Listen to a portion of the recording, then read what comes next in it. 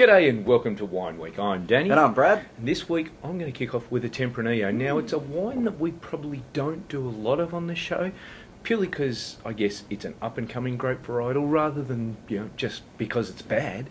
Because look, as Australia heats up and as the world heats up, Tempranillo is probably going to be one of those grapes that we see more and more of in wine. And this, the Running With Bulls, is an absolute rip snorter. A snorter for a bull.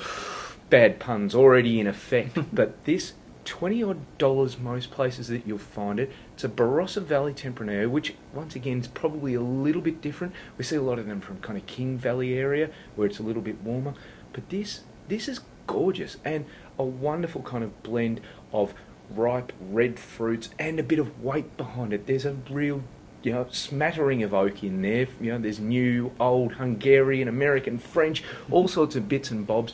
But what it comes down to is that this is a wine with great mouthfeel, good body, and some lifted kind of bright fruits, as I say, at the same time. So if you see the Running With Bulls, $20 odd, it is a bargain. You should be grabbing a hold of a bottle and having a go at a lovely Tempranillo.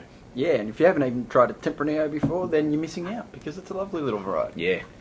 Okay, we're going to switch back to Victoria and look at, this is an interesting wine. This is the Story Grampians Shiraz. This is the 2008 here.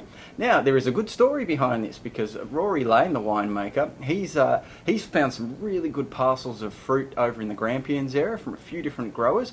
He's cultivated these great relationships. He brings those grapes back into the city, back into Melbourne, or just a little bit south of the city of Melbourne, and he turns them into wine. So he's actually got some winemaking facilities about 45 minutes drive south of Melbourne. It's still really technically the suburbs, and he's been doing some fantastic work. He's a relative newcomer on the scene in terms of putting out his own wines, but in a few years he's already garnered a really good little following. And this one, fantastic value entry-level Shiraz here. It's got a few in the portfolio, but this one around about the $20 mark as well. And you're getting great value here. It's a really bright and juicy, cool climate Shiraz.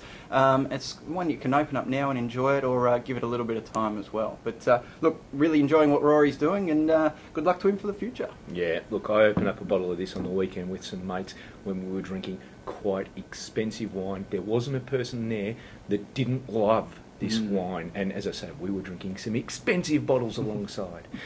Anyhow, speaking of expensive bottles, the Farr family, and Gary Farr in particular, well known for extraordinarily expensive but extraordinarily good Pinot Noirs.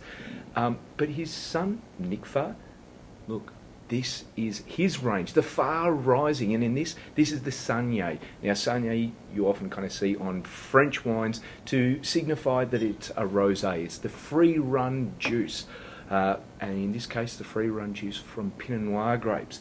And look, if there's anything the Farrs know, it's Pinot Noirs. You might argue that with Chardonnay, but definitely the Pinot, and this is gorgeous.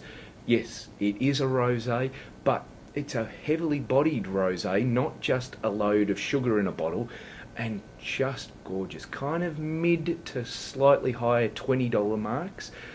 So, just shy of the 30 in most places you'll find it, and there's not a lot of competition on this. You're not going to find it in big bins of it, out in every cellar that is associated with a supermarket. These are wines that go through specialist retailers, and you need to search out, and when you do, you'll understand why. Absolutely gorgeous.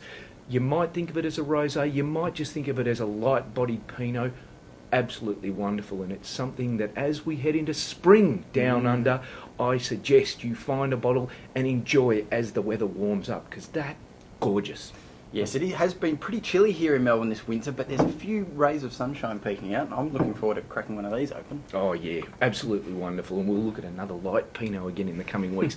Anyhow, that's it for this week, and we'll see you all again next week. See you next week.